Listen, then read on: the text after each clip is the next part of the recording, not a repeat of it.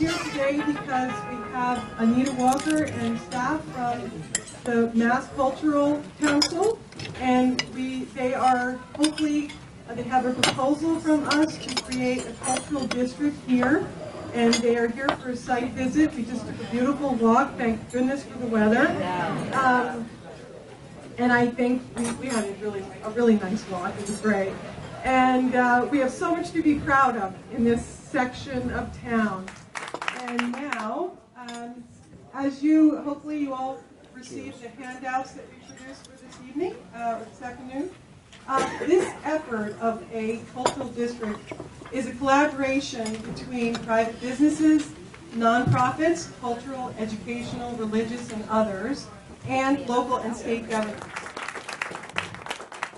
Good afternoon, all. Well, first and foremost, it's so great to see so many people in the middle of the afternoon here. This is really terrific. But it also is indicative of how important this is for our city. And I would be remiss if I did not talk about Chris Walsh and how this was a part of his vision. You know, I have to say, the times that he and I had meetings and we'd sit and talk about the city of Framingham and our love of architecture. You know, many of you don't know I have a background in architecture and engineering. And he would talk about the ways in which we could preserve our history. And preserve our history tells the Framingham story in a beautiful, elegant way. I want to make sure that I'm doing my part to preserve the history of Framingham every step of the way, and this is an amazing thing to happen for us to get this designation. Would be tremendous. And all of you that have been working on this for years and years and years, and every little bit that you have done has contributed to the success of this project. So thank you all for all of your hard work. And know that your mayor is right here behind you every step of the way. So thank you. Well, thank you very much, and thank you all for being here today. It's tremendous. The entire legislative delegation is very excited about the Cultural Center being named, becoming a cultural center. I know Jack wanted to be here today, but he wasn't able to. But we do have, Senator Spilka had sent Susan Nichols, and she's here. Susan? And I will just yell, I'm very sorry that she couldn't be here. She had always planned to be here. There's a big signing of an education bill that was happening at 3 o'clock at the State House. And I complained, but they said that the signing of the bill with the governor was more important than being here. But she does send her regards. She's kept really abreast of this and is really excited about the idea of a Framingham Center Common Cultural District. So thanks. Thank you, Susan. And I know Chris Walsh is so happy to see this become a reality. He was an architect, and he loved Framingham, and he really initiated the idea of this becoming a cultural center. And so I think of him, and I feel his presence here with us this afternoon. So thank you all, and have a great day. Thank you. Thank you for coming. So really, this gathering is an opportunity for a dialogue with Anita Walker and her team. So I am now going to turn it over to Anita to speak and have some Q&A. Thank you very much. I cannot believe how many people are here. Do you know how many of these I've been on? How many walking tours in how many communities? I do, 48. And this is the most people that I have ever seen that I've seen in a conversation anywhere. I don't exaggerate. I mean, by times 10. Now, I can't recall them having such delicious-looking pizza and some of our other community conversations, but I don't think that's why you came. I think you came because of how strongly you feel about what's real and special and authentic about this place where you live. So I want to start out by saying, when we talk about a cultural district, the Mass Cultural Council, and we started this program, I want to say maybe 8 years ago, because I don't exactly remember, but it's about 8 years ago. A lot of people think a cultural district is sort of like an advertisement for visitors to come and spend money, and that's not a bad thing. We're all in favor of that. But a cultural district, first and foremost, is about the people who live here. It's about what's real and special and authentic about this place. And it's about what makes Framingham special and different from any other place. Because you have your very own authentic story that no one else has. And one of the things that we've been so excited about with the Cultural District program is it isn't a recipe for what to do to be a cultural district. It's about uncovering and revealing what's real and special about this particular place. So we have learned a lot on our tour today. We had a chance to sit down first with a group of people who have been working extremely hard, filling out our application. We are the state. Comes with it. And then, of course, my favorite part always is a chance to walk the cultural district. I've been to the Danforth when it was at its other location, and I probably dropped into various places in Framingham.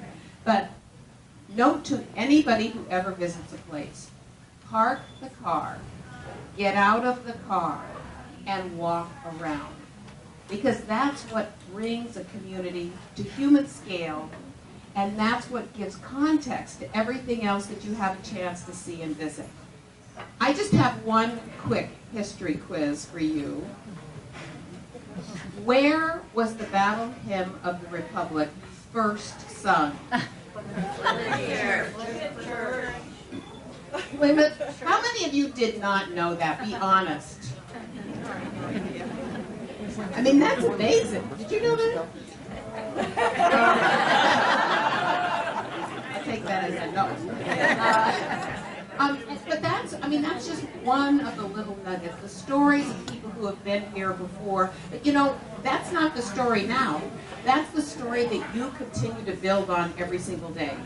And the Cultural District program is really a platform, a framework, a place for you to continue to write the story of Framingham in your own words with your own stories. So cultural districts are not just an exhibit of the past that's static and is only a reflection. It's what we build on as we move our communities forward. So that's why I'm excited about Framingham and excited to be here and to see so many people who have come to this conversation with us. And I know that you will all be using your voices and your energy and your time to advance the cultural district and move it forward. Now, remember, but I would just like maybe to have a couple of people, I'll throw out a couple of questions, and if you could quickly come up, I'll meet you halfway, grab the mic, if you want to make some comments on the questions that I've asked, and they're not difficult. And I have another person named Anita, because we find it's easier to go by the same name. Yes. And it happens to be both our names, who is our consultant who works with us, has worked with us from the beginning of the program, so she'll be taking copious notes and paying attention to what you're saying. And all of this will go into a report that'll come back to the community and to the Mass Cultural Council. We'll do some further conversations with the community and with your organizing team. And then once everybody's happy with the shape and design of your cultural district, then we will make a recommendation to the Mass Cultural Council, hopefully at its next meeting, which is in January, but if we're not done by then, the following one will be in March, where the council will have a chance to vote. I will say, if you wanted to hold January 28th on your calendar, 4 p.m., that is when we will be having our next council meeting right here in Framingham and having that vote. And we usually, if the district is successful, have a little celebration, invite people like yourselves to come. So I'm just saying, don't know what's going to happen, but that would be just a little date to hold in January. Okay, my first question for you, why do you want to have a cultural district here? We want to support each other. Joe and that cultural council. We want to support each other. And we're here to support the various different groups. Who else? Who else has a reason you want to have a cultural district here in Framingham? Because there's a lot of really talented, really artistic people here that have so much to share, and if people don't see or hear or experience their work, then you waste. what are some of the things here in Framingham that you absolutely love and are the reasons that you live here, but you think some people, either people from outside of Framingham or even some of your own friends, don't know about?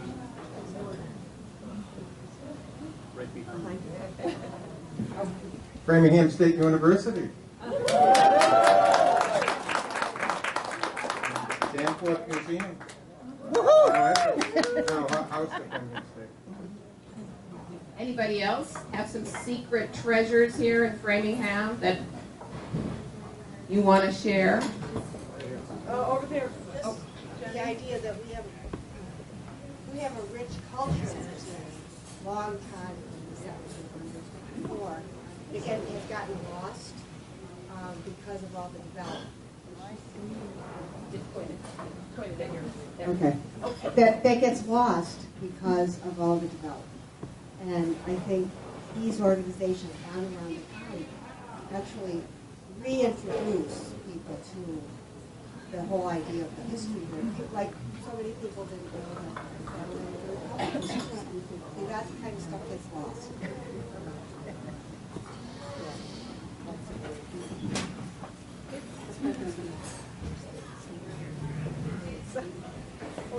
So, in case you don't know, we do have a Deaf Cultural Center at the Learning Center for the Deaf, right over on Center Street.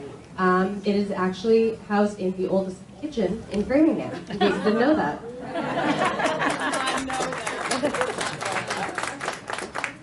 Who else? Yeah. Framingham had a tuberculosis study in the early 1900s, and from that, the public health model was developed for the country that we still use today. And because of that, we ended up having the Framingham Heart Study located here. So there's a rich history in health in Framingham. That gives me an opportunity, by the way, thank you very much, and this was totally unplanned, to give you a little heads up that some people don't know, like most people. The Mass Cultural Council is launching a brand new health initiative called Culture RX.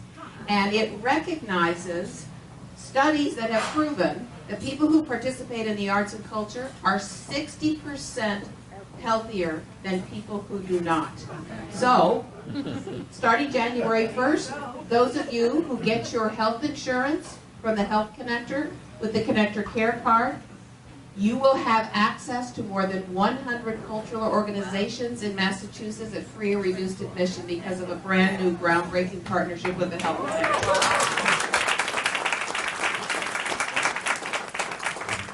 I think one of the major reasons that we want something like a cultural district here in town is because it enriches the quality of life in our community. It makes it a better place to live. And if you need a financial reason, it's going to increase your property values. That is an absolute fact. There have been studies in cultural districts across the country, and across the board, property values do go up in cultural districts. I just thought of another gem that maybe not everybody knows about, which is I was over at the Greater Framingham Community Church for the choir concert, because they have like 6 choirs or more, I don't even know. And I was delighted to see their teen girl dance group, which was a spiritual dance group, and it was so moving. And these teen girls were so into it, and there was such passion on their faces.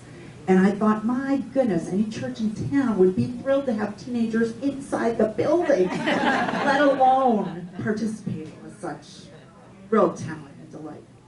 Thank you. The First Baptist Church of Framingham, the big white church, you can see through that window over there, continuously operating since 1826. I'm going to make my way over this way because I think some of you are afraid. And I see the mayor nodding, but I know you have a thought on your mind you want to share. Absolutely. Harmony Grove, and many of you may not know where that is, but that is one of the first locations of the first ever Juneteenth celebration. So,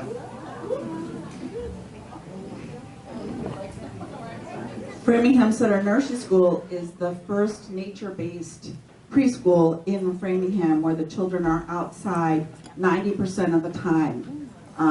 and the Department of Early Education and Care is using us as a model for other schools. We're right over on the other side of the common. You may want to get your card. I just came back from Italy and I met a cardiologist in Venice. And he said, "Where are you from?" "In Massachusetts." I said, "Framingham." And he said, "Do you know doctor, doctor, doctor, doctor?" And, you know, you wouldn't think that our town would be recognized in Venice. Oh, I'm not surprised. Framingham State has been recognized already, but we are the oldest first normal school in the nation for the education of teachers, and we also graduated the first female African-American teacher in the United States.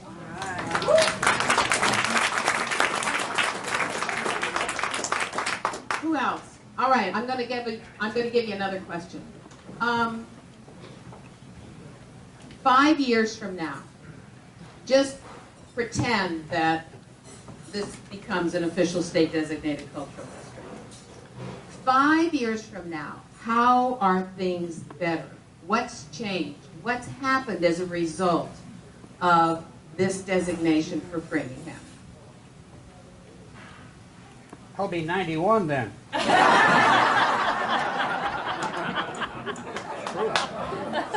I would say that the notoriety of Framingham and all its hidden gems become worldwide, if not at the very least statewide and countrywide.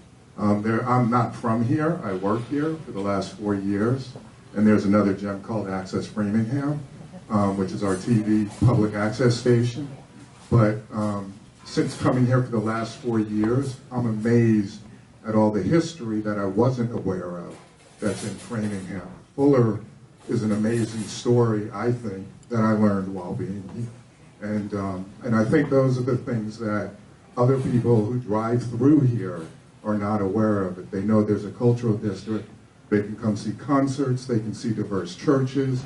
They can see the History Center. There are so many gems here that I think a lot of people outside of Framingham are not aware of. A lady with the microphone. I'd like to say something, too, about history. You brought up the history. We can't forget Cushing Memorial Chapel, built by Italian prisoners of war. In 1944, there was 13,800 troops that went through there. It's over here on Dudley Road. And it was picked, Framingham was picked because it's a service of 6 New England states, Maine, New Hampshire, Vermont, Massachusetts, Rhode Island, and Connecticut. And at 11 o'clock in the morning when they opened up, they had a grand opening there, Governor Stoltenstall was there with Dr. Harvey's wife, and they had 11,000 donuts, and 11 o'clock there were no more donuts left. And one more gem I want to say. History man, you gave it all to me. The fire chief in Framingham had to close it down at 11 o'clock because there was too many people there. And they came from Portland, Maine, all the way down from Hartford, Connecticut. And that was in 1944, without I-95, without Mass Pike and everything. I did too much talking. You'll go back with the microphone. And I just want to add, that's the other hidden gem is Nick Paganella.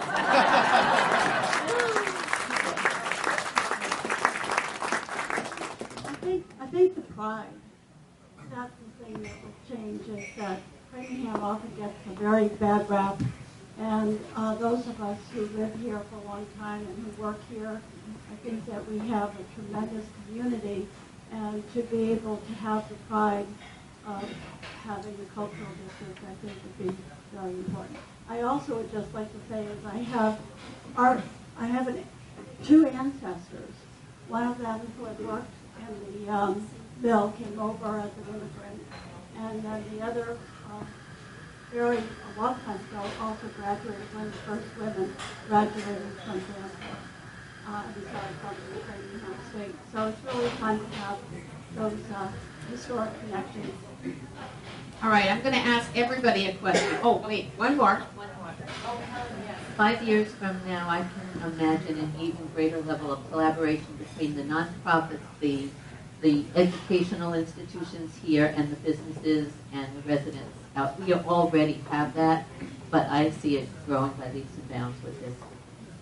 Thank you very much. And actually, you raise a really excellent point, because one of the things that we find with our cultural district program is it does give communities a place to have these conversations and a reason to come together and a lot more muscle and people to help you get your ideas passed. Okay, now I'm curious about this because you all seem actually quite knowledgeable about the history of Framingham. So how many of you were born here, born and raised? Raise your hands good and high.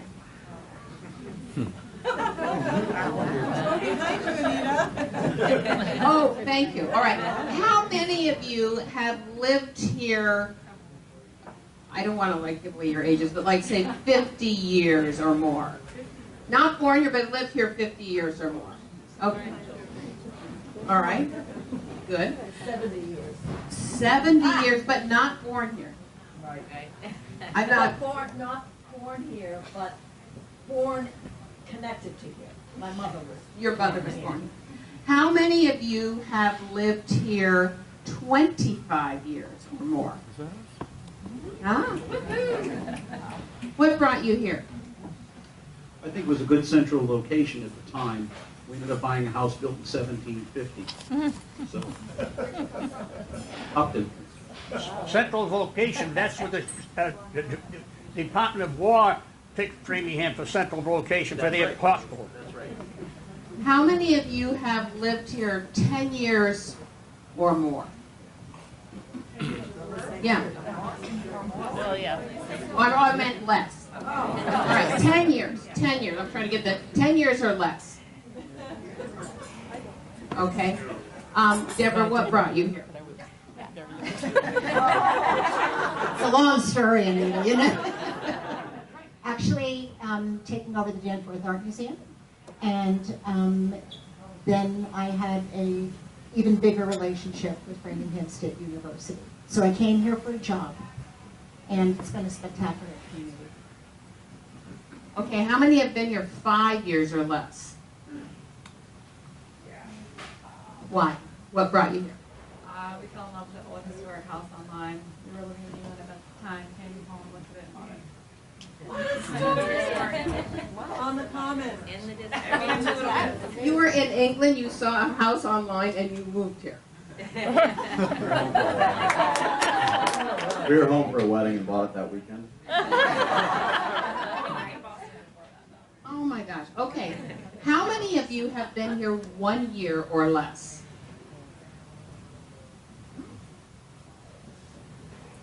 Okay, now I've already said that this is the biggest group that has ever showed up for the conversations.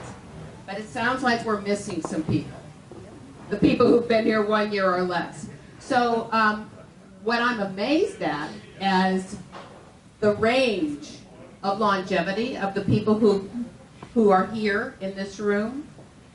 But our challenge always is to continue to bring the new people into the group, the people who just moved here a year ago, maybe some of the new immigrant communities that are moving into Framingham.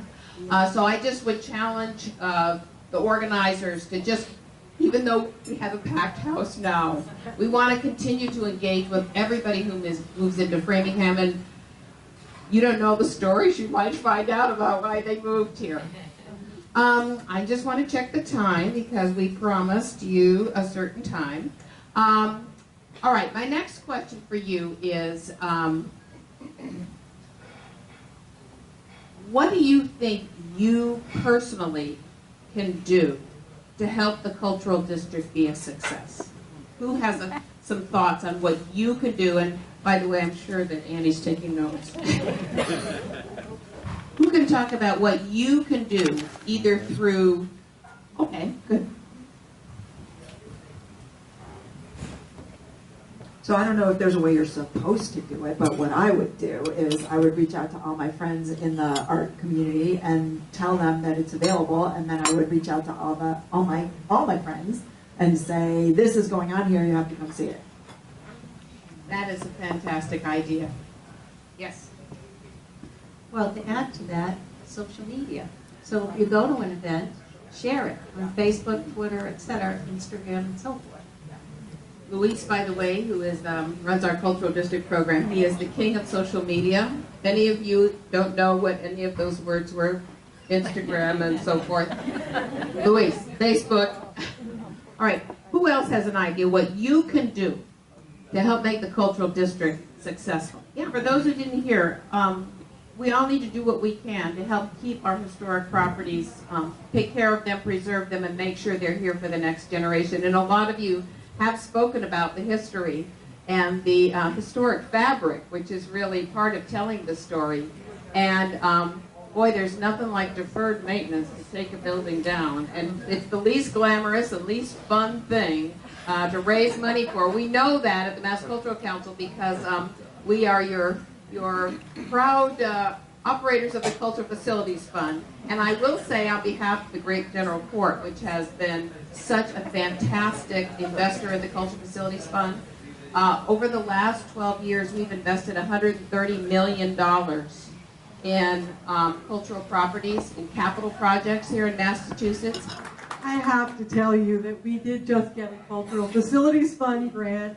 It's a small grant, it's a $14,000 grant, which we have to match. Some of you will be getting letters shortly.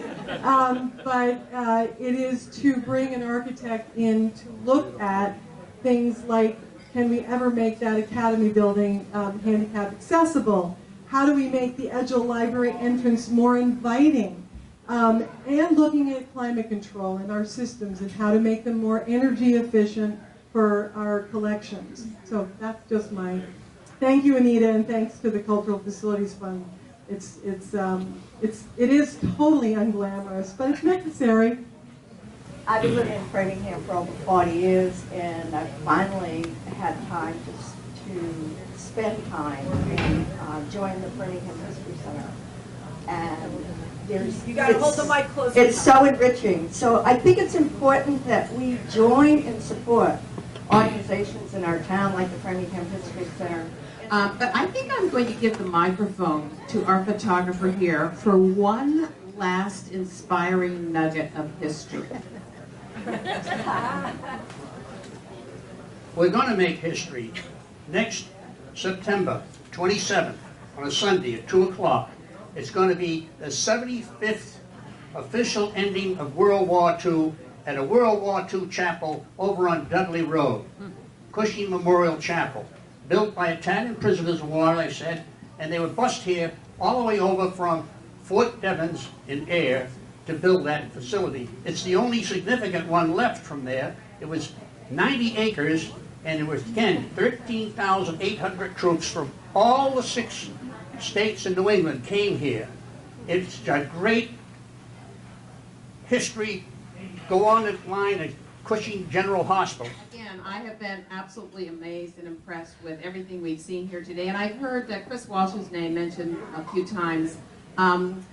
He and I spent quite a few evenings over dinner talking about Framingham and a future cultural district here. And several of you have mentioned his dreams and ambitions around the possibilities in this community. And I think it's special that he is remembered. I think he will always be remembered for an indelible footprint that he placed in this community. And so I want to thank all of you who mentioned his name for reminding all of us of what a force he was around the cultural assets of this particular community, as well as for the entire state. With that, I'm going to hand the mic back to Annie. But everybody knows that about me. So, thank you for coming, and thank you, Anita, and thank your whole team for coming out. Thank you.